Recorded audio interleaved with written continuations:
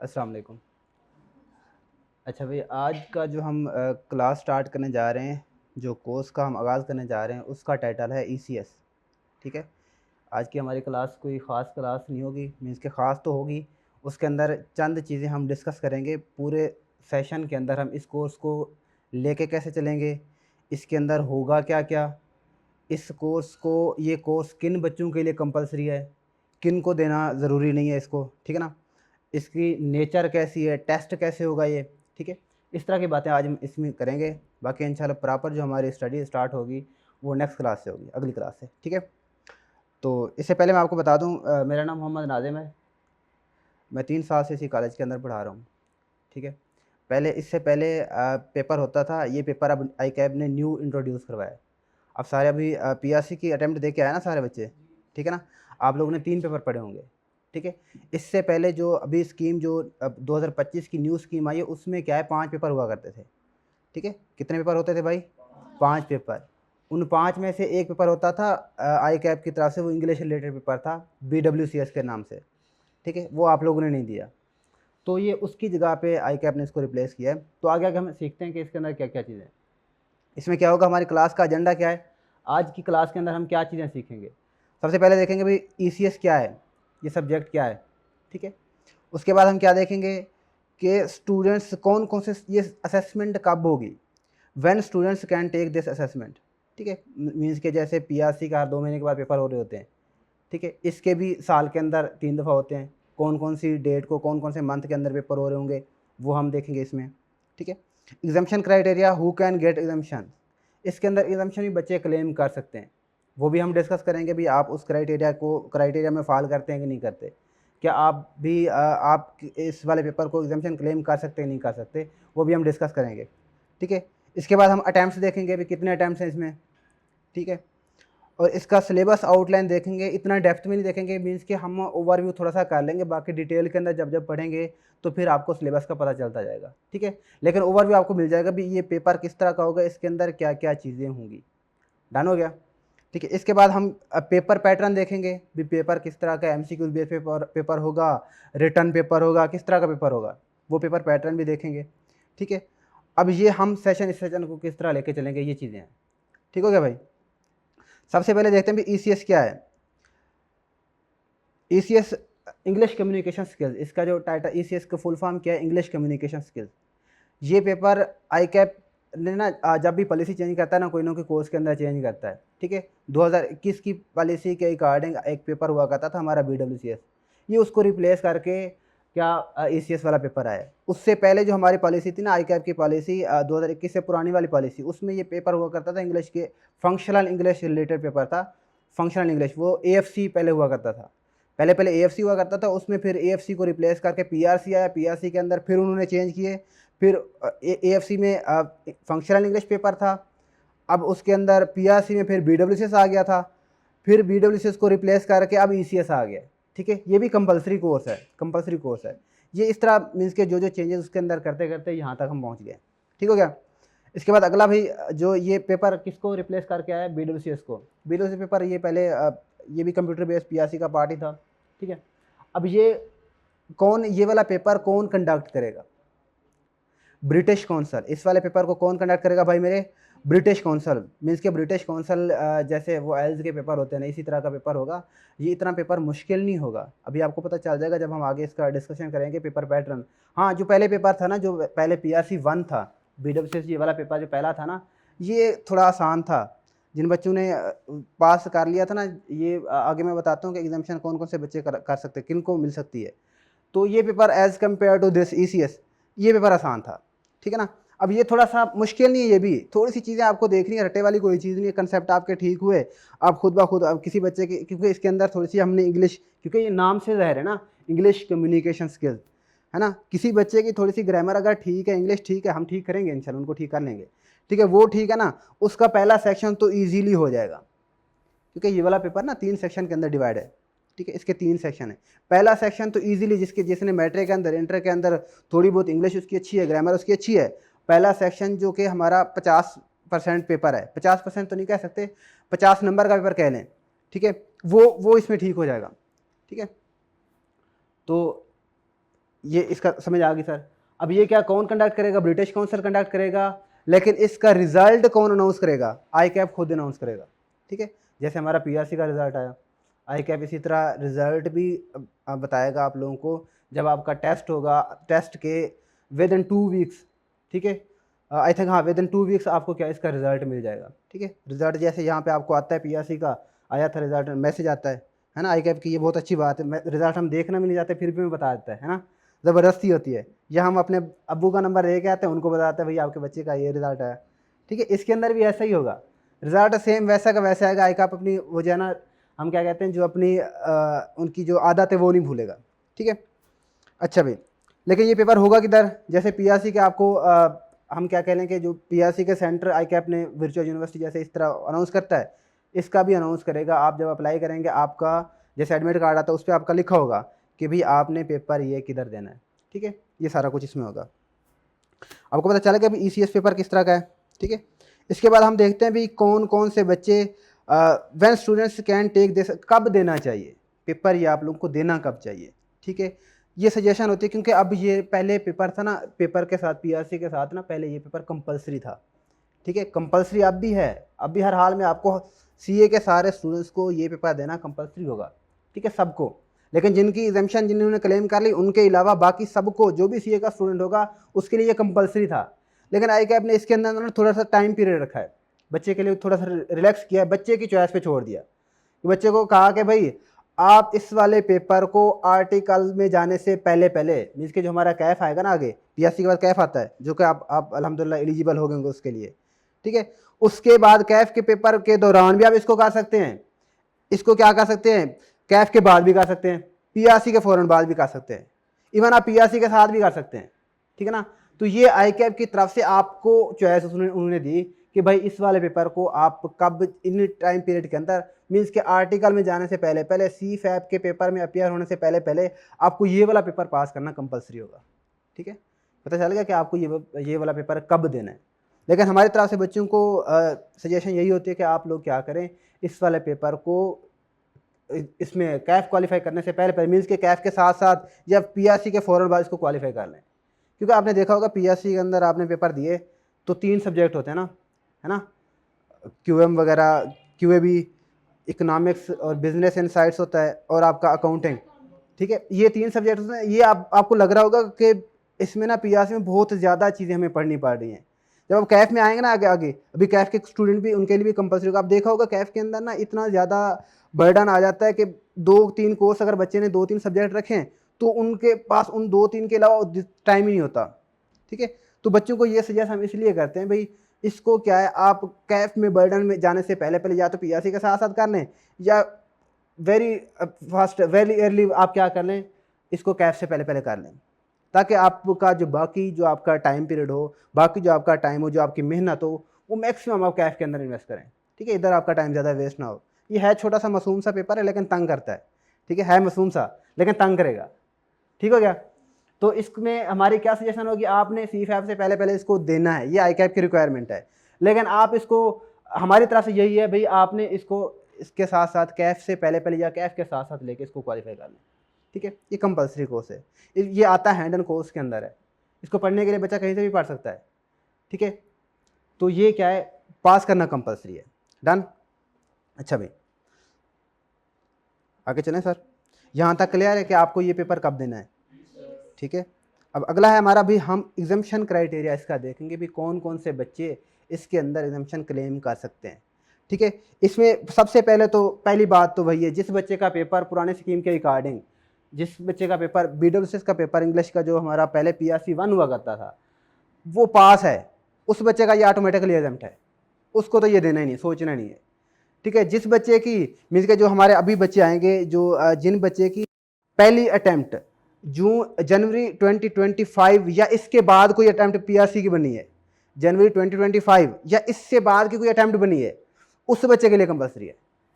ठीक है, क्योंकि उस बच्चे ने तो पीआरसी 1 दिया ही नहीं है, जो पहली पुरानी स्कीम थी उसने बीडब्ल्यूएस का पेपर दिया ही नहीं है। और वो ऐसा स्टूडेंट जिस बच्चे ने पुराने स्कीम के अकॉर्डिंग, जिस बच्चे ने क्या किया पुराने स्कीम के अकॉर्डिंग, उसका ये वाला पेपर पास नहीं हुआ अनफॉर्चुनेटली। ठीक है, नवंबर लास्ट अटैम्प्ट नवंबर थी, जो 2025 नवंबर के अंदर जो रिजल्ट आया नवंबर अटेम्प्ट में, जिस बच्चे ने वहाँ तक ये पेपर पास नहीं कर पाया उस बेचारे को भी अनफॉर्चुनेटली ये वाला पेपर देना पड़ेगा, वो भी एग्जामिशन क्लेम नहीं कर सकता। ठीक है, जिसका ये पास है वो कर लेगा।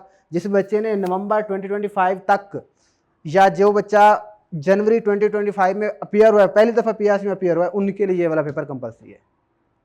ठीक है, अब सारे इसी कॉलेज के स्टूडेंट हैं, हमने सारे पीआरसी यहाँ से किया है। अच्छा, कोई ऐसा स्टूडेंट जो इधर कॉलेज में पहली दफ़ा आया हो? अच्छा, सारे अपने स्टूडेंट हैं। आप पहली दफ़ा हैं? किधर से हैं आप? राइस से हैं। ठीक है, तो पहले पीआरसी आपने राइस से किया है। आप अभी कैफ के कोई पेपर उठाए हुए हैं आप लोग ने? ठीक है, आप में से कोई बच्चा जिन्होंने कैफ के पेपर उठाए हों? कोई बच्चा नहीं? सारे आप लोगों ने एक साथ 4 पेपर उठाने प्लान किया हुआ है ना? तो फिर आप ये टाइम अपना इधर ही इन्वेस्ट करें। ये हैंड एंड कोर्स है जितने भी आपके बनते हैं ना, यहाँ पे आपको एक बात बताऊँ, ये Kaif during the Kaif means कि आपके CFAP से पहले पहले आपको तकरीबन जो है ना, वैसे तो 3 लगते हैं हमें, 3 हैंड एंड कोर्सेज हैं। क्या है? आपका MSO है और आपका PP है और आपका ECS है, ये 3 हैंड एंड कोर्सेज हैं। लेकिन अगर MSO की बात करें ना, उसके अंदर 3 हैं। उसमें वर्ड का अलग आपको देना पड़ेगा, उसमें पावर पॉइंट का अलग देना पड़ेगा, एक्सेल का अलग देना पड़ेगा, उनके अलग अलग वो है। मीन्स कि इसमें इन कोर्सेज को भी करने का बड़ा टाइम लगना है।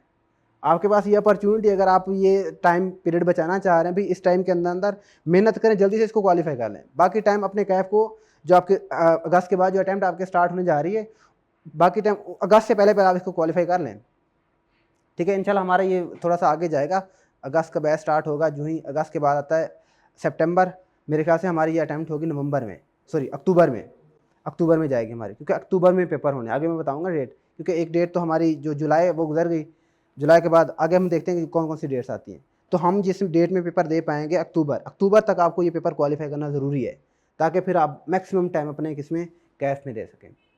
ठीक है, ठीक हो गया। तो यहाँ पे एक तो ये बच्चा है, जिस बच्चे ने BWCS पास किया उसको एग्जामेशन मिलेगी।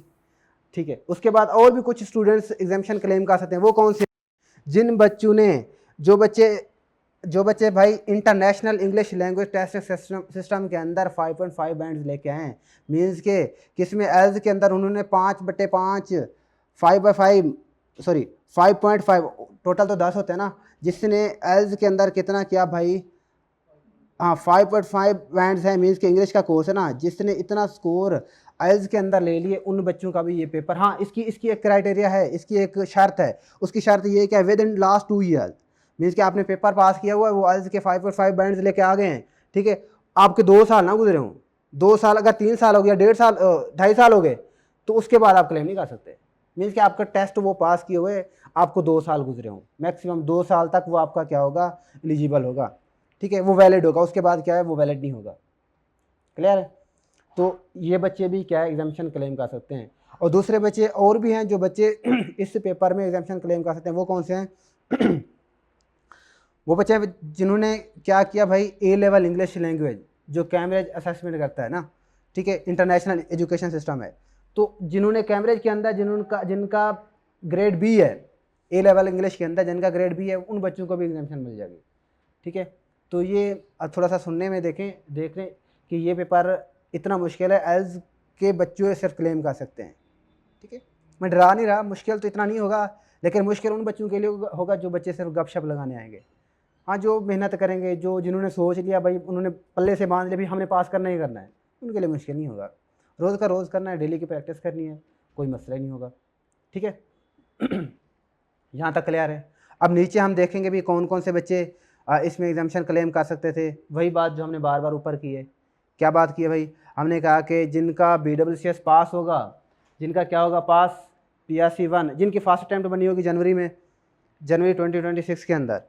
ठीक है, उन बच्चों के को उन्होंने पुरानी स्कीम के अकॉर्डिंग वो पेपर, ये वाला पेपर पास नहीं किया, ठीक है, उनको भी देना पड़ेगा, उनके लिए भी कंपलसरी है। और जो इस वाले क्राइटेरिया के अंदर फॉल नहीं करता, ठीक है ना, इस क्राइटेरिया को मीट नहीं करता, उस बच्चे के लिए कंपलसरी होगा। अब में से कोई ऐसा बच्चा जो इन दोनों क्राइटेरिया में किसी में फॉल करता है? कोई है बच्चा ऐसा जो दोनों कंडीशन को मीट करता है? ये 2 कंडीशन है, दोनों को जो बच्चा मीट करेगा वो उसको पेपर ये नहीं देना पड़ेगा। सॉरी, ज़रा ऊंचा बोलें। दिए कब दिया था? ये इसमें 5.5 रिजल्ट आया था आपका, रिजल्ट देते हैं वो लोग। कितना रिजल्ट आया था? रिजल्ट अभी आया नहीं, तो वो आपको याद है? उसको टाइम कितना हो गया है? मीन्स कि अब अगर हम अंदाज़ा लगाएं तो 2 साल से ज़्यादा टाइम नहीं गुजरा अभी। फिर वो अपना रिज़ल्ट देखें, रिज़ल्ट देख के फ़ौरन क्लेम करें इसको, ताकि आपका वो पुराना ना हो जाए। ठीक है, उसको जाके देखें, आज ही जाके देखें। अगर वो आपका आ गया फ़ौरन इसके लिए अप्लाई करें। और इस चैनल के थ्रू वहाँ पे ऑप्शन आ रहे होंगे कि भाई आप एग्जामिशन क्लेम कर सकते नहीं कर सकते। वहाँ पे जो जो रिक्वायरमेंट होगी आपके टेस्ट के हिसाब से आपका जो रिज़ल्ट होगा वो अप्लाई करेंगे तो ये पेपर आपका ऑटोमेटिकली एग्जाम हो जाएगा। ठीक है, उसमें जाके देखें। अभी अभी आपने जाके देखना है, ऐसा ना हो कि आपका वो 2 साल से ज़्यादा टाइम गुजरेगा तो फिर वो वैलिड नहीं होगा। ठीक है, उसको लाजमी देखना है। क्लियर? यहाँ तक भाई क्लियर है?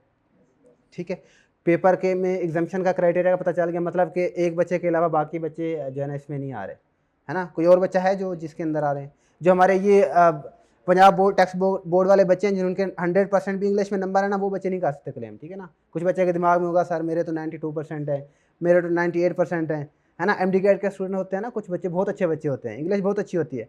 हाँ, उनके लिए एज है, वो इंग्लिश उनकी अगर अच्छी होगी तो उनको ये फ़ायदा होगा कि ये पेपर उनको बहुत आसान लगेगा। ठीक है, जिनकी इंग्लिश अच्छी होगी। लेकिन वो बेचारे अनफॉर्चुनेटली इसमें ना नहीं कर सकते, वो क्लेम नहीं कर सकते, क्योंकि वो पंजाब टैक्स लोकल बोर्ड है ना, लोकल बोर्ड का पेपर है, तो उसके थ्रू ये एग्जामिशन क्लेम नहीं कर सकते। क्लियर है? ठीक है। अच्छा भाई, अब इसका हम देखते हैं भी एक साल में कितने कितने इसके अटैम्प्ट्स बनेगी। ठीक है, ये पेपर अप्रैल में होगा, जो कि हो गया है, अप्रैल गुजर चुका। ठीक है, और इसके बाद जुलाई में थर्ड और फोर्थ वीक में होता है मोस्टली, मीन्स के थर्ड और फोर्थ वीक 17 18 डेट को, ठीक है 20 डेट को, इस डेट को तकरीबन ये पेपर की असेसमेंट हो रही होती है। मीन्स के 15 डेट के बाद 15 डेट के बाद क्या है, जो भी ये मंथ आ रहे हैं अप्रैल जुलाई और अक्टूबर के अंदर 15 डेट के बाद ये पेपर मतलब कि आपका टेस्ट की असेसमेंट होगी। ठीक है, इसमें क्या होगा, तो आपका जो पेपर होगा ये थर्ड वीक में होगा। ठीक है, इसका फिर पेपर जो एडमिशन की डेट होगी वो कब से स्टार्ट हो जाएगी? 3 अगस्त से। ठीक है, अभी हमारा जून चल रहा है। ठीक है, जून चल रहा है, आगे आएगा अगस्त, मतलब कि 3 अगस्त में हम पेपर के लिए अप्लाई करेंगे। जैसे हम पीआरसी में पहले अप्लाई करते थे ना, सेम ऐसे ही पेपर के लिए अप्लाई करेंगे हम 3 अगस्त को। ठीक है, और हमारा क्या होगा, हमारे लास्ट डेट अप्लाई करने की होगी 17 अगस्त। मीन्स कि आपके पास तकरीबन 15 डेज़ हैं, 14 से 15 डेज़। ठीक है, उसके अंदर आपने इसको क्या करना होगा, अप्लाई करना होगा। ठीक है, फिर आपका जो पेपर होगा थर्ड वीक में पेपर होगा, तो उसमें क्या, उसके विद इन 2 वीक्स, 2 हफ्ते के बाद, मीन्स के आप क्या लें कि 15 दिन के बाद, अगर आप पेपर आपका 18 को हुआ है तो आपका तकरीबन अगले मंथ की 2 से 4 डेट को आपका क्या रिजल्ट आ जाएगा, जैसे पीआरसी का 10 दिन के बाद आता है। ठीक है ना, सेम वैसा ही होगा इसका। क्लियर है? ठीक है, जहाँ तक ये डेट का पता चला कि भाई किस डेट को हमने अप्लाई करना है, ये डेट आपने याद रखनी है कि आपने अक्टूबर के लिए अप्लाई करना है और 3 अगस्त को अप्लाई करना है। अगर हम कुछ बच्चे होंगे जो जुलाई में दे रहे होंगे, जुलाई के लिए 4 मई मीन्स के डेट स्टार्ट हो चुकी है, आज से स्टार्ट हो गई है, मीन्स के आज अप्लाई करेंगे और 18 मई जो है ना उनके लिए लास्ट डेट होगी। ठीक है, तो इनका पेपर विद इन ये जो आज का हमारा, बल्कि नेक्स्ट ये तो जून चल रहा है। ठीक है, जून अगले महीने के 4 तारीख से। ठीक है, मुझे लगा कि ये हमारा जुलाई चल रहा है। हाँ तो जून, हाँ जुलाई ठीक है, गुजर चुका है, मीन्स कि इसकी डेट भी हमारे से गुजर चुकी है, हम नहीं दे सकते। ठीक है ना, तो इसकी डेट भी गुजर चुकी है, सॉरी, तो मुझे लगा जुलाई बाद में आना है। ठीक है, अच्छा यहाँ तक क्लियर है? ठीक है, अच्छा भाई, अब हम देखने जा रहे हैं पेपर की आउटलाइन। आपको यहाँ से पता चलेगा कि भाई पेपर ये किस तरह का आता है। ठीक है, इसके अंदर ना ये पेपर 3 एरियाज़ के अंदर डिवाइड हुआ है, 3 सेक्शन में डिवाइड हुआ है। ठीक है, इसके अंदर टाइम भी होगा। इसमें 3 सेक्शन होंगे। पहला सेक्शन के अंदर हमारी 2 चीज़ें होंगी। कितनी चीज़ें होंगी भाई मेरे? 2। पहली क्या होगी, पहली हमारी ग्रामर टेस्ट होगी, जो कि हमारी ग्रामेटिकली हमारी नॉलेज को चेक किया जाएगा। दूसरी हमारी वोकैब टेस्ट होगी। ठीक है, इसके अंदर अमूमी तौर पे हम कहते होते हैं, ये है वैसे इसके अंदर टाइम है 25 मिनट।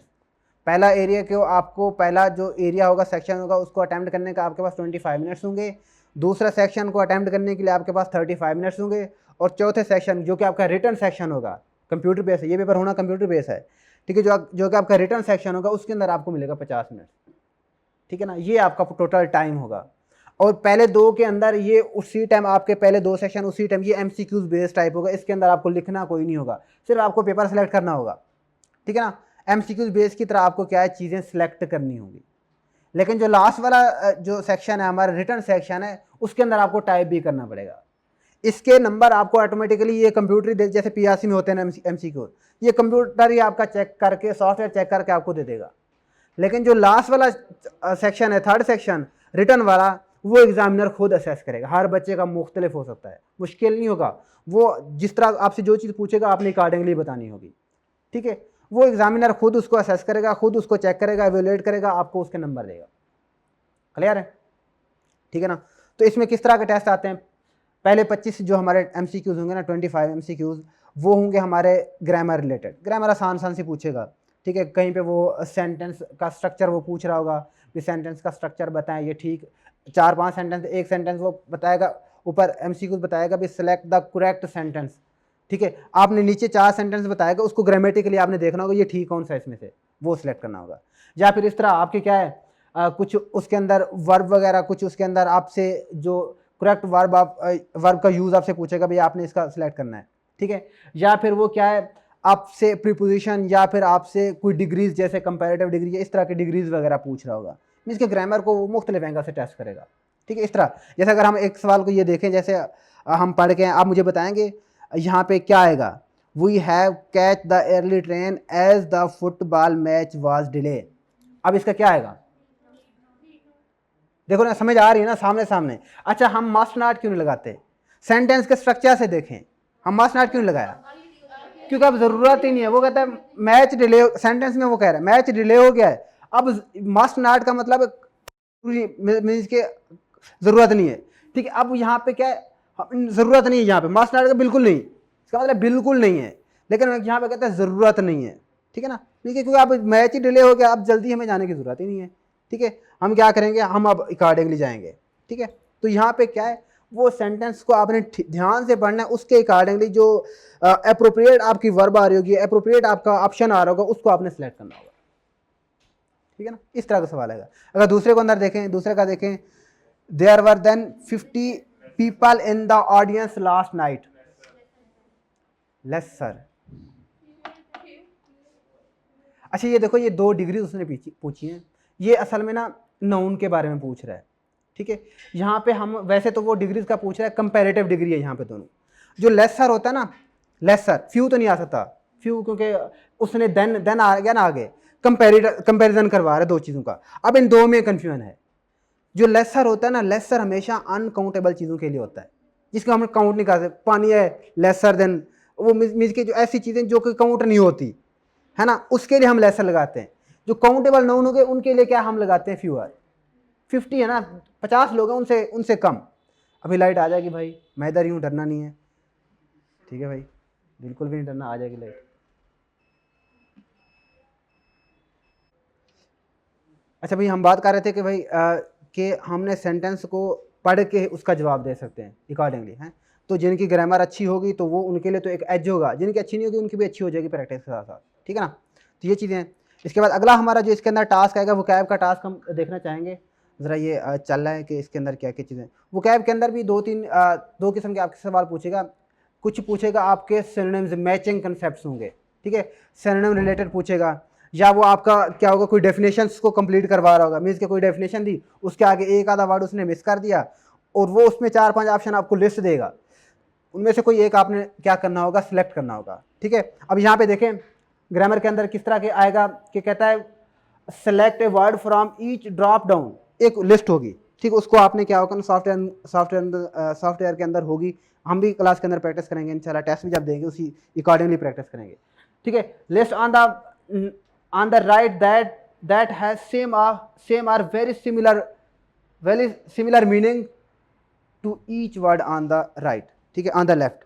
तो ये क्या है, आपने कहता है इस साइड पे जो वर्ड है उसके दूसरी साइड पे सिमिलर वर्ड को आपने क्या करना है, लिस्ट में से सिलेक्ट करना है, ठीक है। एक लिस्ट बताएगा, जैसे यहाँ पे एग्जांपल मैंने लिखी है कि जैसे वो बिग है, आगे 4-5 वर्ड बताएगा, उसमें लार्ज भी होगा, स्मॉल भी होगा, इसी तरह उसमें फ्यू भी होगा, मुख्तलिफ होंगे वर्ड, ठीक है। आपने उसके रिलेटेड सिनोनिम्स उसको सेलेक्ट करना होगा, ठीक है। अगर यहाँ पे देखें स्टडी का सिनोनिम्स क्या बनता है, रीड, ठीक है।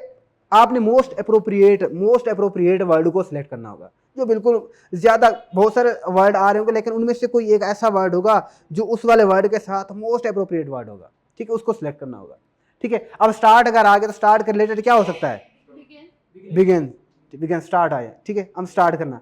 अगर अगर टाक आ गया तो इसके साथ क्या आएगा, स्पीक वगैरह, ठीक है। इस तरह के वर्ड आपको लिस्ट में बताएगा, आपने उसको सिलेक्ट करना होगा, ठीक है।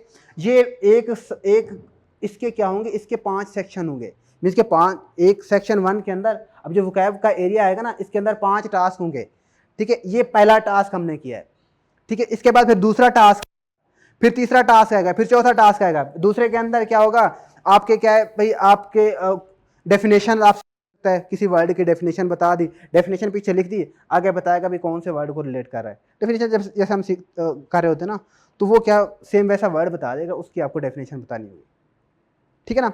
तो इस तरह के टास्क ये आपसे पूछेगा, डेफिनेशन भी पूछेगा, सेंटेंस आपसे कंप्लीट करवाएगा, कहीं पे वो फिल इन द ब्लैंक्स, वो उसके अंदर भी वर्ड बताएगा, सेंटेंस इधर से भी लिखेगा, इधर से भी, दरमियान में वर्ड फ्री छोड़ देगा, उनमें बताएगा भी मोस्ट अप्रोप्रिएट वर्ड कौन सा सिलेक्ट करना है आपने, ठीक है। इस तरह का पेपर, इस वाले सेक्शन के अंदर भी आपको लिखने का कोई काम नहीं करना पड़ेगा, क्लियर है। अच्छा भाई, तो इसके अंदर, इस पूरे सेक्शन के अंदर, हाँ, इसमें सबसे बड़ा चैलेंज इस वाले एरिया के अंदर यही है, हम अगर काउंट करें तो 50 MCQs बनते हैं। जो 5 टास्क है ना इसके वोकैब वाले, 5 टास्क, उसके अंदर हर टास्क में 5-5 सवाल होने, ठीक है ना। ये 5-5 सवाल होने हर टास्क के अंदर, 25 आपके MCQs इस तरह के होने वोकैब के, ठीक है। दूसरे के एरिया के अंदर भी 5 टास्क होंगे, 5 के अलग से 5 पार्ट होंगे, ठीक है। टोटल ये 25 हो जाएंगे। ये भी आपको 50 MCQs कितने 25 मिनट्स के अंदर करने होंगे। थोड़ा सा इसमें स्पीड लगानी पड़ेगी, ये थोड़ा सा बच्चे को इसलिए चैलेंज रहता है क्योंकि आपको फौरी रिप्लाई करना पड़ेगा, ठीक है। लेकिन हम प्रैक्टिस करेंगे, हमें कोई मसला नहीं आएगा उसमें, ठीक हो गया, यहाँ तक क्लियर है। आगे चलें, दूसरा सेक्शन जो इसमें आएगा, उसके अंदर दूसरा सेक्शन हमारे सिलेबस का होगा कंप्रीहेंशन पैसेज। हमारा जो पेपर अभी गुजरा है ना, जो पिछला पेपर था BWCS का पेपर, उसके अंदर भी ये वाला सेक्शन था, लेकिन वो ग्रामर वाला नहीं था, वोकैब वाला था। उसमें भी वोकैब टेस्ट होती थी, लेकिन उसमें ग्रामर नहीं था, ठीक है। न्यू चीज़ जो इस वाले पेपर के अंदर है वो ग्रामर है। वो वोकैब सेम, जैसे थोड़ा सा टेस्टिंग लेवल इसका चेंज हुआ है, टेस्ट जो है ना उसका हम क्या कह रहे हैं कि फॉर्मेट चेंज हुआ है, थोड़ा और तरीके से ये टेस्ट होता है, लेकिन ग्रामर वोकैब उसमें भी था।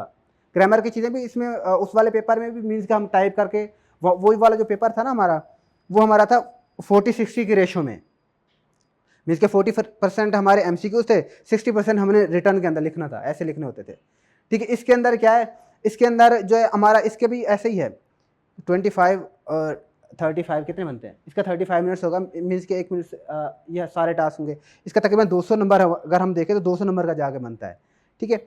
तो इसमें जो है ना हमारा जो ये वाला अगला एरिया ना, आखिरी रिटर्न वाला एरिया, उसके अंदर से लिखने का काम होगा, ठीक है।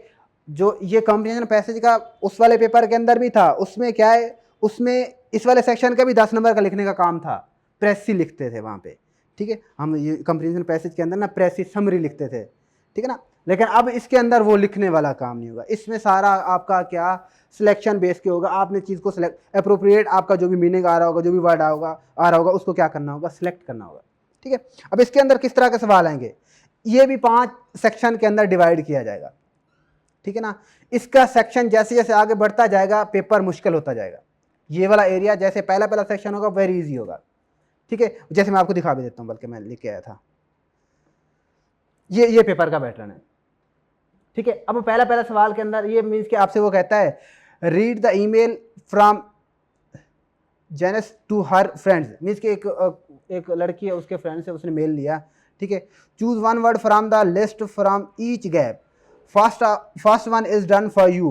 कहता है कि पहला आपके लिए मैंने कर दिया, वो कहता है पहला सेलेक्ट कर दिया, कि जैसे टाइम एंड यार यहाँ पे पढ़े, आपसे पढ़ा जा रहा है, हाँ टिम है, पता नहीं यहाँ पे थोड़ा सा, हाँ थोड़ा सा जूम करते हैं, उधर आ रहा है, कैमरे में आ रहा है, हाँ। Tim and I are on holidays in Greece, we have a nice. अब यहाँ पे क्या है, नाइस के आगे वो ये तो एक ही ऑप्शन है, इसी तरह हमें उसको सिलेक्ट करना होगा, ठीक है। Off the sea from our hotel, ठीक है। अब यहाँ पे दूसरा करना है कि वो कहता है द वेदर, अब यहाँ पे 4-5 ऑप्शन देगा, उसमें से आपने किसी एक को सिलेक्ट करना होगा। The weather is it really hot. अब यहाँ पे देखो लार्ज तो नहीं आ सकता, वेदर लार्ज तो नहीं ना होता, है ना सर। अब इनमें से कोई एक आपने ऑप्शन को सिलेक्ट करना होगा। सिलेक्शन इसी तरह सारे सवाल हैं कि यहाँ पे आपने क्या, बिग भी तो नहीं होना हो सकता, ठीक है, तो फिर क्या हो सकता है, ग्रेट हो सकता है। तो आपने क्या है, उसकी नेचर के हिसाब से, सवाल की नेचर के हिसाब से उसका क्या करना होगा, जवाब देना होगा। क्लियर है, ठीक है। दूसरा कर लेते हैं। अब यहाँ पे हमने क्या, उसको ग्रेड को सिलेक्ट कर देना है, वो चला जाएगा। फिर अगला सवाल कहता है yesterday we went on the lake and catch some fish. अब वो कहता है, अब हमने क्या है, फिश रिलेटेड कोई बात आ रही है, वो क्या, लेक, वो, हाँ, अब इसमें देखो ट्रेन तो नहीं ना आ सकती, है ना सर, कश्ती आएगी ना सर, तो यहाँ पे हम क्या, बस भी नहीं आ सकती, तो ज़्यादा सूटेबल कौन सा ऑप्शन आ रहा है, बोट आ रहा है। तो इस तरह के मीन्स के वो सवाल पूछेगा आपसे, ठीक है। अगला देखते हैं। We had lunch and then we visited on a old. अब किसी जगह का कोई काम बात कर रहा है, किसी जगह पे उन्होंने विजिट भी किया है लंच करने के बाद। अब वो देखते हैं क्या जगह है, विंडो, पुरानी विंडो, कप, या फिर टाउन। इसका मोस्ट अप्रोप्रिएट कौन सा बन रहा है हमारे हिसाब से, टाउन बन रहा है, ठीक है। इस तरह के सवाल आएंगे इंशाल्लाह, आप कर लेंगे ना। ये पहला टास्क था, ये सबसे पहला टास्क है। जैसे जैसे टास्क बढ़ते जाएंगे आगे कुछ सवाल आएंगे, उनको आपको एक जो दूसरा इसका सेक्शन आएगा ना, ये तो पहला सेक्शन है, अब इसको पहले कंप्लीट कर लेते हैं ताकि देखते हैं कि पूरा हमसे बगैर पढ़े कंप्लीट भी होता है कि नहीं होता, ठीक है। अब दूसरा अगला बता दें भाई, tomorrow we are going to take a car and around. अब मीन्स के कार के रिलेटेड कोई चीज़ होगी, या इस तरह की हमें पता चल जाएगा क्या चीज़ है, ड्राइव, वॉक या फ्लाई। मीन्स के ड्राइव ही करते हैं ना कार, तो अब क्या हमें सबसे मोस्ट अप्रोप्रिएट ऑप्शन कौन सा बन रहा है हमारे लिए, ड्राइव, ठीक है। इसी तरह अगला कहता है कि we are going to visit some and buy cloth. Means के किसी मार्केट में गए होंगे ना सर, चीज़ें परचेज जाके की है ना, तो इस जैसा कोई वर्ड में मिलना है, शॉप्स, ठीक है, ब्रदर्स बुक्स नहीं बनता इसका, ये शॉप जो है ना इसका मोस्ट अप्रोप्रिएट बनता है, ठीक है। अगर अगला, बस ये खत्म हो गया, ये आपके मीन्स के इसी जैसे 5 टास्क होंगे। ये टास्क 1 था, उसने कहा है कि वो क्या कहता है भी, आपका सारे क्या होंगे भाई, 5 सेक्शन के अंदर डिवाइड होगा, ठीक है। ये पहला सेक्शन था, ठीक है। अब हर सेक्शन जैसे जैसे आगे जाते जाएंगे वो कहता है कि आपका क्या है, मुश्किल होता जाएगा, डिफिकल्ट होता जाएगा, जैसे जैसे आगे चलते जाएंगे ना। ये पहला टास्क आसान था, हमने इजीली कर लिया है। इससे अगला फिर वो किस तरह का आएगा, इससे अगला आएगा कोई रिपोर्ट टाइप आएगा, मीन्स के कोई रिपोर्ट होगी, रिपोर्ट लिखी होगी आपने, सारे की सारे लिखी होगी, वहाँ पे आपने उसको ड्रैग करना होगा, मीन्स के रिपोर्ट की तरतीब को ठीक करना होगा, पढ़ना होगा, पढ़ के समझना होगा भी, सीक्वेंस उसकी सही करनी होगी भी, पहला सेंटेंस कौन सा हो सकता है, या पैराग्राफ कौन सा हो सकता है, दूसरा कौन सा होना चाहिए, तीसरा कौन। अब आपने देखा होगा जो ठीक रिपोर्ट होती है ना, ठीक रिपोर्ट के अंदर वो कैसे लिखी जाती है, ठीक रिपोर्ट जो एक इफेक्टिव रिपोर्ट होती है, उसमें क्या होता है, सबसे पहले इंट्रोडक्शन, ठीक है, फिर उसके अंदर इंट्रोडक्शन के बाद जो फिर जो मसला होता है उस पर डिस्कशन हो रही होती है, फिर उसके बेनिफिट्स आ रहे होते हैं, फिर उसका कंक्लूजन आ रहा होता है। ठीक रिपोर्ट इस तरह, मीन्स हमने किसी को भी अगर हमने उसकी अरेंजमेंट करनी होगी, उसकी तरतीब लगानी होगी, तो उसको क्या करना होगा, उस हिसाब से हमने उसको क्या करना है, ड्रैग करना होगा। मीन्स कि लिखी लिखाई रिपोर्ट आपको मिलेगी, उसको क्या है, आपने तरतीब के साथ ड्रैग करके उसको लिखना होगा, सेलेक्ट करना। ये भी सेम वैसा ही है, ठीक है। इसके बाद अगला सवाल जो आएगा ना, तीसरा भी सेम इसी रिपोर्ट जैसा होगा, लेकिन इसके अंदर थोड़ी बहुत आपको इंस्ट्रक्शन बताएगा, आपने जवाब किस तरह देना है, ठीक है ना। ये सेम रिपोर्ट की तरह समझे, यहाँ पे भी आपको ड्रैग करना होगा, चीज़ों को तरतीब लगानी होगी, ठीक है। ड्रैग करके एक सेक्शन को खींच के इधर आके छोड़ना है, फिर इसको ऊपर कर देना, जैसे हम तरतीब लगा रहे होते हैं। कभी आप लोग ने जब छोटे होते थे, बल्कि अभी भी हम छोटे ही हैं, गेम खेल रहे होते हैं, वो उनको सही कर रहे होते हैं, वो पता नहीं उसको क्या कहते हैं, हाँ, वो क्यूब जो आती है, तो उस तरह की आपने उसको ठीक जगह पे लगाना होगा, उसको सही करना होगा, ठीक है। ये उस तरह के गेम टाइप जो हमारा सवाल है, ठीक है ना। इसके बाद अगला जो हमारा लास्ट सेक्शन आएगा, बल्कि 4th सेक्शन जो होगा, इसके अंदर ना ये थोड़ा सा बड़ा हो जाता है, इसके अंदर कुछ चीज़ें भी ज़्यादा एग्जामिनर आपको देता है, ठीक है। इसमें क्या होगा, 4 लोग होंगे, ठीक है, 4 लोग होंगे, किसी एक रिपोर्ट पर वो कमेंट्स कर रहे होते हैं, किसी एक रिपोर्ट पे क्या कर रहे होते हैं, वो कमेंट्स कर रहे होते हैं, मीन्स के अपना अपना पॉइंट ऑफ व्यू उन्होंने देना होता है। आप उन 4 लोगों की बातें, उन 4 लोगों का पॉइंट ऑफ व्यू पढ़ेंगे, और वो 7 सवाल नीचे गिवन होंगे, ठीक है। अब वो 7 सवाल जवाब आपने देना है भी। पहला क्वेश्चन किसके रिलेटेड है, मीन्स के एग्जांपल हम ले लेते हैं कि कुछ बच्चे कहते हैं, कुछ बच्चे कहेंगे, जैसे हम एग्जांपल ले लेते हैं, कुछ बच्चे कहेंगे कि भाई जॉब ज़्यादा बेटर है, कुछ बच्चे कहेंगे सेल्फ एम्प्लॉयमेंट ज़्यादा बेटर है, खुद का बिजनेस ज़्यादा बेटर है ना। कुछ बच्चे जॉब की फेवर में जा रहे हैं, कुछ उसके अगेंस्ट जा रहे होंगे, ठीक है। आप उनका अपना अपना पॉइंट ऑफ व्यू होगा। इसी तरह आपसे सवाल पूछेगा कि उसके अंदर 4 लोगों का पॉइंट ऑफ व्यू होगा और उन 4 लोगों के नीचे सवाल होंगे। जैसे ये वाला सवाल, जैसे हमने ये इधर कर रहे थे ना, यहाँ पे 3 आ रहे हैं, यहाँ पे जैसे 3 आ रहे हैं ना, अब यहाँ पे एक सवाल होगा, ये समझ लो कि एक सेंटेंस है पूरा, मीन्स कि एक बंदे का कमेंट है, वो चार लोगों के कमेंट्स आ रहे होंगे, ये एक बंदे ने कहा है, अब उन 4 के इसी तरह नाम आ रहे होंगे। भाई आपने वहां से सेलेक्ट करना है ये किस बंदे ने ये वाली बात की है, वो उनका पैराग्राफ पढ़ेंगे, पैराग्राफ में उसने इस तरह की कोई बात की होगी, वो 4 नाम बताएगा, एक क्वेश्चन होगा, उसके आगे 4 भी ये बंदे ने को किस बंदे का पॉइंट ऑफ व्यू है, किस बंदे ने ये कमेंट किया है, आपने उसको कमेंट्स का जवाब देना होगा। ठीक है ना, इस तरह का सवाल होगा। प्रैक्टिस करेंगे इंशाल्लाह इसकी भी समझ आ जाएगी। फिलहाल आपको इतना होना चाहिए भी आपने किसी के पॉइंट ऑफ व्यू को समझना भी ये किस बंदे ने पॉइंट ऑफ व्यू दिया है या किस बंदे का सजेशन है ये। ठीक है ना, इस रिलेटेड कोई सवाल होगा। मुश्किल लग रहा है? नहीं लग रहा मुश्किल? इंशाल्लाह मुश्किल नहीं लगेगा। ठीक है, तो इस तरह हम करेंगे। जो लास्ट सेक्शन होगा इसके लिए आपने बचपन में कभी पढ़ा होगा, बल्कि आपने पढ़ा ही होगा ना, तो कभी आप लोगों ने छोटे जब हुआ करते थे हम एक समरी लिखते थे, डैफोडिल्स समरी लिखते थे, है ना, हाँ 9th 10th में होते थे ना। इस तरह की कोई आपको क्या वो मीन्स के 4-5 समरीज बताएगा। ठीक है, 7 होंगी, बल्कि 7 पैराग्राफ बताएगा, 7 पैराग्राफ। ठीक है, उन 7 पैराग्राफ के अंदर वो क्या करेगा, आपको टाइटल भी बताएगा, मीन्स के इसी तरह सेम ऐसा, मीन्स के ये पैराग्राफ 1 है, ये 2 है, ये 3 है, ये 4, ये 5, 7, ये 7 हैं। ठीक है, उनमें से यहाँ पे क्या होंगे, आपके 7 टाइटल भी इसी तरह गिवन होंगे। आपने एक सूटेबल टाइटल, पैसेज को पढ़ना होगा, उस पैसेज को पढ़ के सूटेबल टाइटल आपका उसका सेलेक्ट करना होगा, भाई इसका अप्रोप्रिएट टाइटल क्या बनता है। ठीक है, मीन्स के टाइटल क्या होते हैं, जो मेन थीम भी इसका क्या हो सकता है। ठीक है, उसको क्या करना होगा, आपने सेलेक्ट करना होगा। क्लियर है, ये इस तरह का होगा, मीन्स के 7 पैराग्राफ होंगे, 7 पैराग्राफ का आपने सूटेबल टाइटल देना होगा। ये भी पैसेज पढ़ के आपको पता चलेगा भाई ये जो ऑथर है, जो राइटर है, वो किस बारे में बात कर रहा है, वो मेन क्रक्स क्या है उस बात का, वो क्रक्स एक लाइन में लिखा होगा। आपने पूरे पैसेज को पढ़ के समझ के उस एक लाइन को सिलेक्ट करना होगा। हर पैसेज का सूटेबल जो उसका टाइटल बनेगा वो आपने सेलेक्ट करना होगा। ठीक है ना, ये सवाल इस तरह का आएगा। पैसेज हमारे ये 35 मिनट्स के अंदर ये सारा कुछ हमें करना होगा। ठीक, यहाँ पे उन्होंने एग्जामिनर ना मार्क्स नहीं बताया। ठीक है, उसने सिर्फ टाइम बताया कि इस टाइम के अंदर आपने उसको कंप्लीट करना है। जब आपका ठीक होगा वो एग्जामिनर पास कर देगा उसका। ठीक है, फिलहाल उसने एग्जामिनर ने इसके अंदर नंबर नहीं बताया। पासिंग मार्क्स हमेशा 50 होंगे, अगर हुए तो 100 नंबर का पेपर है तो 50% है। ठीक है, जैसे आपके यहाँ पे पीआरसी में 50% थे, 25 MCQ ठीक पेपर पास है ना जी, 100 वाला पास 50%। परसेंटेज को आप जाके देखें, उसमें ये ना देखें भी 500 का होगा तो फिर 250 वाला पास होगा, ये तो फिर ज़्यादा हो जाएगा ना। तो इतना नहीं, आपने देखना 50% वाला। ठीक है, आई कैप के असूल है, इससे ज़्यादा तो नहीं ना गा सकता। हर पेपर के अंदर 50% पास कर रहे थे, उसमें भी 50% वाला पास है। क्लियर है, आगे चलें जी। सर सवाल है कोई आपका? नहीं सर, अच्छा भाई, लास्ट सेक्शन है हमारे पेपर का, ये वाला जो सेक्शन होगा इसका इतना अभी बता दूंगा, जो भाई जो चीज़ें इसके अंदर करनी होंगी, आसान सी चीज़ें हैं। ये वाला रिटर्न के अंदर आपको 50 मिनट्स के अंदर, हाँ इसमें ना हर सेक्शन का ना टाइम भी बताएगा। भाई आपने इस वाले सेक्शन में, क्योंकि एग्जामिनर को पता है भाई, उसको टाइम का भी पता है, दुख है भी आपने कौन से सेक्शन पे कितना टाइम लगाना है।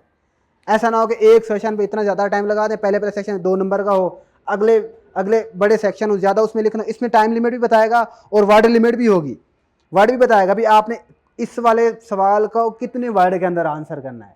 हर वर्ड के अंदर आंसर उसकी लिमिट, वर्ड लिमिट भी होगी। ठीक है, इस ऐसा नहीं है भाई कोई आपको ऐसा कुछ लिखने को आ गया, मीन्स कि आपको वो पता है भाई आपका फेवरेट टीचर कौन सा है, आपको बहुत अच्छा लिखने आ रहा है, आप 200 पेज का 200 वर्ड का लिख दें, इतना नहीं लिखना। वो कहता है भाई आपने 5 से 10 वर्ड के अंदर लिखना है।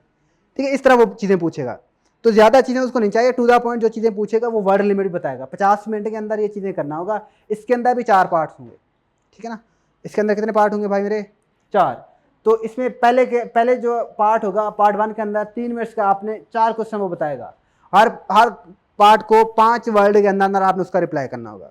ठीक है, वो आपसे पूछ सकता है कि आपका फेवरेट डे कौन सा है, ठीक है, फेवरेट प्लेस कौन सी है, 4-5 वर्ड के अंदर बता देना है। इस तरह का सवाल वो पूछेगा आपसे। ठीक है ना, छोटे छोटे सवाल होंगे, आपने बता देना। जैसे जो चीज़ आपको पूछे, या आपने कोई क्लब ज्वाइन किया होगा, ठीक है, कोई क्लब ज्वाइन किया होगा, उसके रिलेटेड आप भी आपने क्लब ज्वाइन किया, क्यों किया, ठीक है, इस क्लब की अच्छी बात आपको क्या लगी, ठीक है, तो इसमें बुरी बात क्या लगी, इस क्लब के अंदर अच्छा एरिया आपको कौन सा लगा, ठीक है, ये इस तरह की चीज़ें वो आपने टू द पॉइंट बता देनी होगी, ठीक है, इस तरह का कोई आपको वो पॉइंट बताएगा, ठीक है।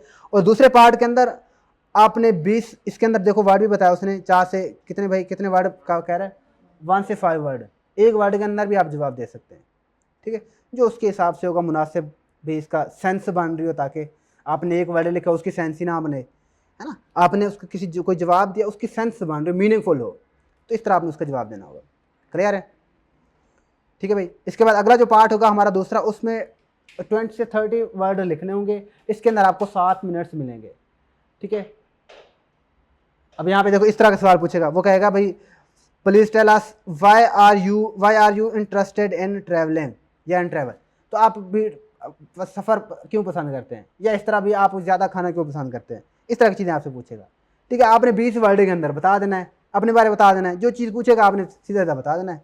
उसमें आपकी क्या है, वो राइटिंग काबिलियत को चेक कर रहा होता है, एबिलिटी भी, आप लिख भी सकते हैं नहीं लिख सकते, अगर लिख सकते हैं क्या ग्रामेटिकली ठीक लिख सकते हैं कि नहीं लिख सकते, ठीक है, इस तरह के आसान आसान लफ्ज़ पूछेगा, ठीक है। इतना भी आसान नहीं पूछेगा कि भाई जिसमें हम कुछ भी कर लेंगे, लेकिन मुश्किल होंगे थोड़े बहुत, तंग करेगा एग्जामिनर, लेकिन इतना तंग नहीं करेगा, अगर आपकी प्रैक्टिस हुई, आप साथ साथ चले क्लास को लेके, तो आपके लिए मसला नहीं होगा।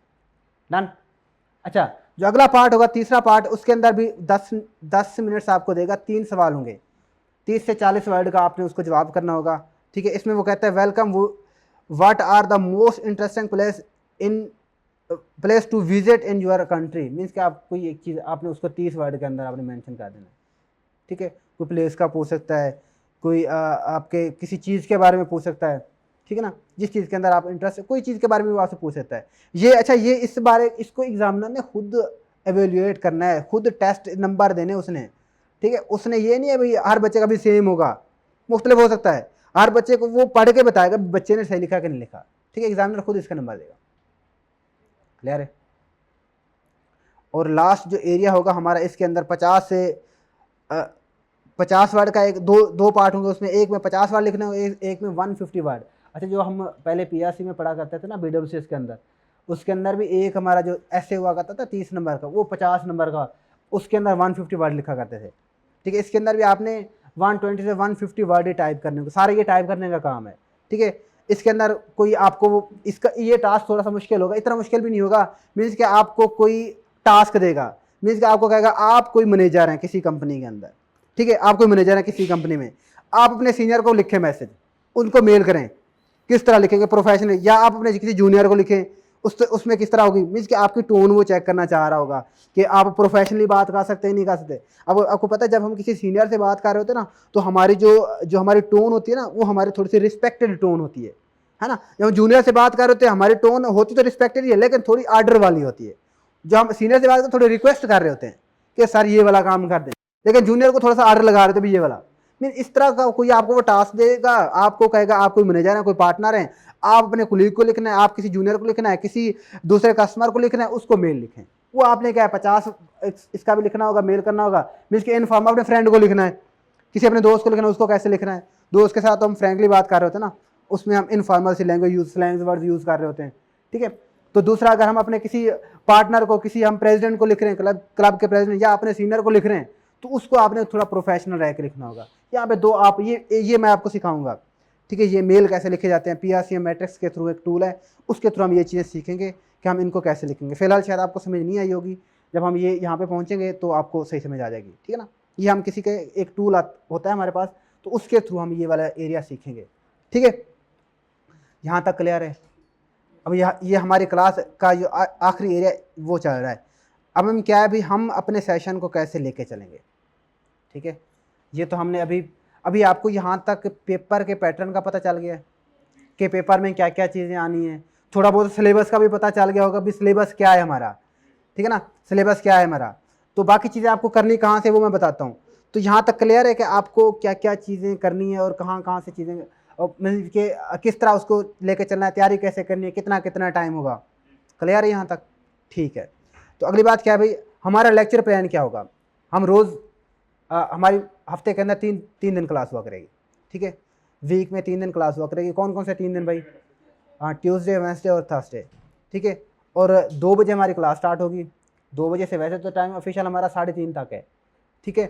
कभी कभार हम 3 साढ़े 3 से पहले भी छोड़ देंगे, इतना ज़्यादा नहीं होगा, वो देखेंगे भी कितना समझ आ रहा है, मैक्सिमम 3:30 तक हम जाएंगे, ठीक है ना।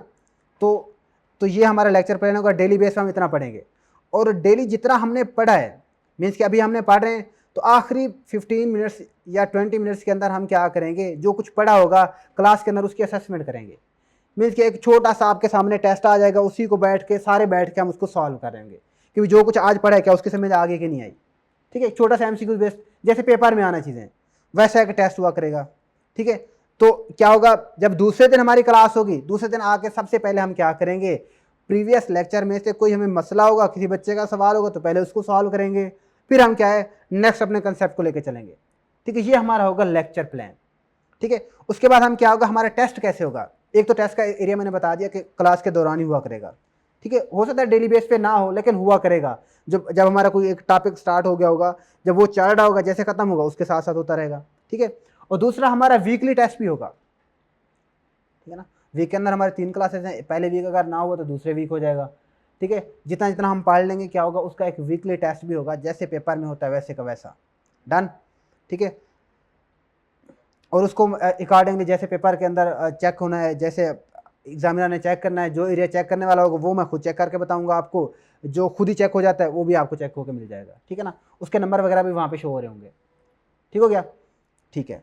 दूसरा हमारा क्या है, हम कोशिश करेंगे, वैसे इसके अंदर जो वोकैब वाला एरिया थोड़ा सा मैंने बताया नहीं, ग्रामर तो जनरल से उसने पूछनी है, बेसिक सी ग्रामर का टेस्ट करना है, और उसने वोकैब का भी डेली यूज लाइफ के अंदर जो चीज़ें हैं ना उनका इस्तेमाल करना है, ठीक है। डेली यूज में आपकी ग्रामर का उसने आई कैप ने कोई लिस्ट प्रोवाइड नहीं की भाई ग्रामर वो कहाँ से टेस्ट करेगा, ठीक है। लेकिन ग्रामर इंशाल्लाह हम ग्रामर के भी टेस्ट करेंगे, हाँ। लेकिन उसने एक छोटा सा हमें लिंक दिया है कि भाई आप वहाँ से जाके प्रैक्टिस कर सकते, तैयारी कर सकते हैं। वो उन्होंने क्या किया, ब्रिटिश काउंसिल की लिंक शेयर की है, आपसे शेयर कर दूंगा मैं, ठीक है। लेकिन आपको उधर जाने की ज़रूरत नहीं होगी, जो चीज़ पेपर के लिए ज़रूरी होगी वो आपको टीचर की तरफ से मिल जाएगी, ठीक है ना। जो जिस चीज़ की आपको ज़रूरत होगी, जहाँ पे प्रैक्टिस करनी होगी, जो चीज़ें भी करनी होगी, उधर आपको जाने की ज़रूरत नहीं पड़ेगी। लेकिन आपके पास लिंक होना ज़रूरी है, खुद से भी जाके प्रैक्टिस कर सकते हैं, ठीक है ना।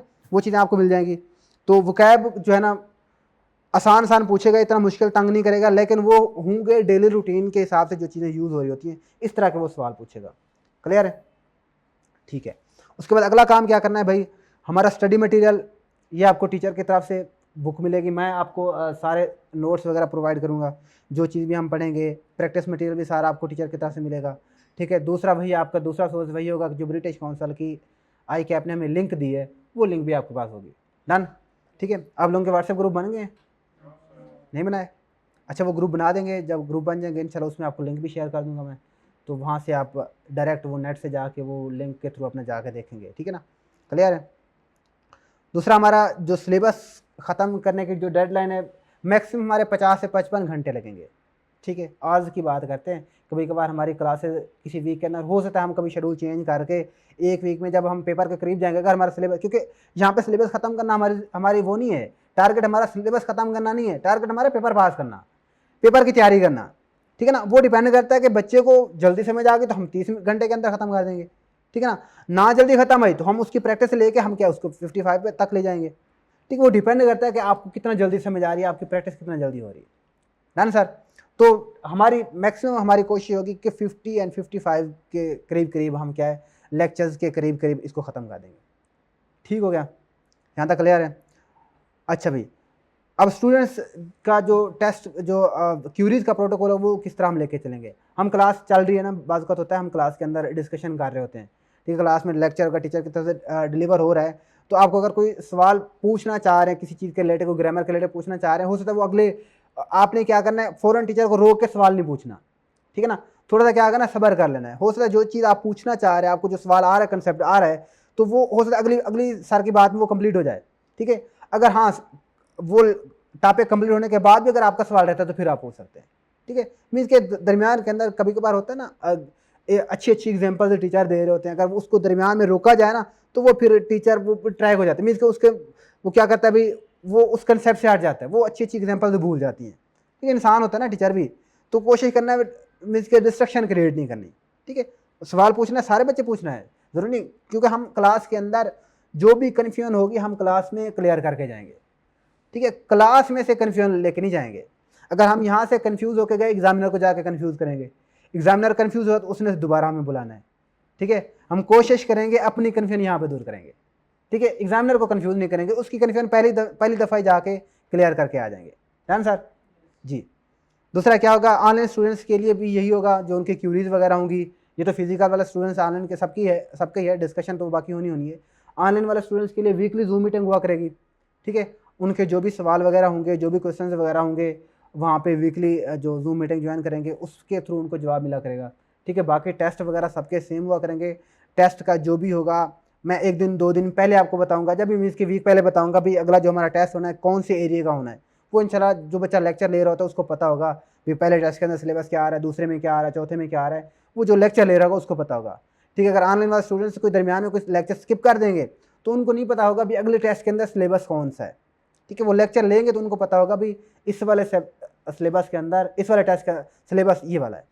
क्लियर है, ठीक है। इस तरह होगा इंशाल्लाह। बाकी जो चीज़ें होंगी वो भी हम क्लास के जो बाकी अगर इसके अलावा कोई इशू है तो वो भी हम साथ लेके चलेंगे, ठीक है। उनको भी हम क्या करेंगे, सॉल्व करेंगे, ठीक है भाई। इसके अलावा आपका कोई सवाल है तो अब आप मुझसे पूछें, इसके रिलेटेड कोई भी सवाल है। अब कौन से, पहले मुझे ये बताएं कौन से बैच के स्टूडेंट्स हैं? सारे 41 वाले हैं? 40 के भी हैं, 41 वाले भी हैं। 38 तक तो मैंने पढ़ाया है, 38 तक BWCS था, उनका पास हो गया है। 39 वाले कोई नहीं आए? 39 40 के आ गए, 42 के भी आ गए, अच्छा 41 तक है। सारे बच्चे ने PRC क्वालिफाई कर लिया? किसी बच्चे के साथ तो हार्ड लक तो नहीं हुआ जिसका एक आधा पेपर रह गया हो? चलो कोई नहीं, हो जाएगा इंशाल्लाह। मायूस नहीं होना भाई, ये आपको पता है पेपर के अंदर ये चीज़ें होती रहती हैं, ठीक है। हमेशा कामयाबी भी नहीं होती, कभी कभार फेलियर का भी देखना पड़ सकता है। आपके पास जज्बा होना चाहिए दोनों चीज़ों का, तो फेलियर को कैसे फेस करना है और कामयाबी को कैसे हजम करना है, ठीक है। कामयाबी आते हैं ना, कभी कभार बंदे बहुत जज्बाती हो जाते हैं, तो आपने उसको कैसे कैसे लेके चलना है। और फेलियर अगर हो जाता है ज़िंदगी में, ये सारी चीज़ें होती रहती हैं, तो इन चीज़ों को दोनों को साथ साथ लेके चलना है, मायूस नहीं होना, ठीक है। तो अगर इस दफ़ा पेपर हो गया तो अगली दफ़ा ज़्यादा मेहनत करके, अब ये ना सोचना कि भाई मैंने पेपर मेरा रह गया है तो अब मेरा 2 नंबर से रह गया तो मैं आपसे 2 नंबर की तैयारी करता हूँ। 2 नंबर की नहीं, अब फिर आपने 0 से तैयारी करनी है, ठीक है ना। आपको 0 से पेपर देना पड़ेगा जी। पेपर कब होना है? आपने लेट ज्वाइन किया है, पेपर हमारा होगा अक्टूबर में।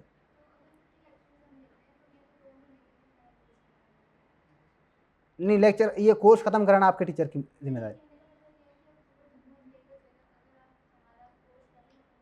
पहले ख़त्म हो जाएगा, अक्टूबर के अंदर आपके अटैम्प्ट दिलवानी है मैंने, ठीक है। अक्टूबर में अटैम्प्ट दिलवानी है आपकी। उससे पहले इंशाल्लाह आपका पेपर से पहले आपका तकरीबन 15 से 20 दिन पहले मैं फ्री कर दूंगा, ठीक है। पेपर में 15 से 20 दिन आपको फ्री कर दूंगा, आप ताकि प्रैक्टिस भी जाके करें और बाकी चीज़ें, मॉक भी होंगे इसके अंदर, टेस्ट भी होगा, फुल बुक मॉक जैसे होते हैं, जो जिस तरह होता है वो सारी चीज़ें होंगी, ठीक है। पेपर में आपको रिवीजन का टाइम मिलेगा, टेंशन ना लें इस चीज़ की, ठीक है ना। पेपर आपका ये कोर्स कंप्लीशन की जिम्मेदारी अब आपके उस्ताद की है। आपकी जिम्मेदारी क्या है, डेली का डेली करना है, सर के साथ चलना है, ठीक है ना सर, ये कुछ करना है, ठीक है। कोई सवाल नहीं इसके अलावा, कोई किसी और बच्चे का कोई सवाल नहीं, ठीक है भाई। आज की फिर हम क्लास यहाँ पे ख़त्म करते हैं, तो बाकी इंशाल्लाह हमारी नेक्स्ट क्लास के अंदर, आज हमने कोई ख़ास नहीं पढ़ा, सिर्फ ओवरव्यू लिया, हमारा सिलेबस क्या था, क्विक रिवीजन कर लेते हैं। आज हमने क्या क्या चीज़ें कि हमारा सिलेबस कितना क्या था, सिलेबस में क्या क्या चीज़ें हैं, क्या क्या हम एग्जामिशन, कौन से बच्चे एग्जामिशन क्लेम कर सकते, किन बच्चों के लिए पेपर कंपलसरी था, कब हमने पेपर देना है, पेपर किस तरह का आएगा, सिलेबस क्या है उसके अंदर, ये चीज़ें हमने थोड़ी बहुत क्या है इस वाली क्लास में डिस्कस की हैं। बाकी इंशाल्लाह नेक्स्ट क्लास के अंदर हम डिटेल के अंदर जो हमारा प्रॉपर सिलेबस होगा उसको लेके चलेंगे। पहले हम ग्रामर से स्टार्ट करेंगे, ठीक है। ग्रामर से स्टार्ट करेंगे, ग्रामर और वोकैब हम 2 सेक्शन को हमेशा की तरह, क्योंकि जो पहला सब्जेक्ट था उसको भी हम इस तरह प्लान लेके चलेंगे कि 2 चीज़ें मैं साथ लेके चलूँगा, एक आपका रिटर्न एरिया साथ लेके चलूँगा, एक आपका जो है ना ग्रामर का एरिया, ठीक है। इन 2 पार्ट्स को, रिटर्न की हम मैक्सिमम प्रैक्टिस करेंगे, रिटर्न की भी चीज़ें, क्योंकि जब जैसे जैसे हम ग्रामर सीख रहे होंगे साथ लिखने का तरीका भी सीख रहे होंगे, ठीक है। ये 2 एरिया, उसमें आपकी वोकैब भी तैयार हो रही होगी, आपकी क्या है रिटर्न भी जो है ना वो आपकी रिटर्न भी सही हो रही होगी, ठीक है। फिर इंशाल्लाह कंपेरिजन पैसेज होगा उसको हम एंड पे करेंगे, ठीक हो गया ना सर। तो ये 2 चीज़ें वोकैब ग्रामर, ये तकरीबन साथ साथ इनकी प्रैक्टिस होती रहेगी। वोकैब और रिटर्न का जो आपका एरिया, ये दोनों साथ साथ चलेंगे, ठीक हो गया भाई। ठीक है भाई, आज के लिए यहाँ पे ख़त्म करते हैं, अल्लाह हाफ़िज़, ठीक है।